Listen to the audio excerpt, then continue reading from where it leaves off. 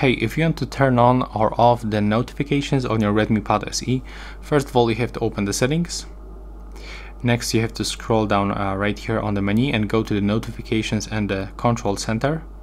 And here we can adjust first the apps notifications.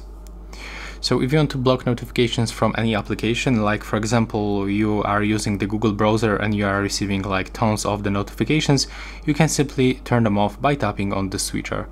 So when you click right here and it will be gray out, it means that it's turned off. When you go back, you can also find additional notification settings. So here we can find the notification shade from the Emotion UI and the Android. Right here we've got also the app notifications and additional cards. We can also show on the lock screen some items after the swiping, so here we can block also all the notifications. And yeah, that's all. Bye bye.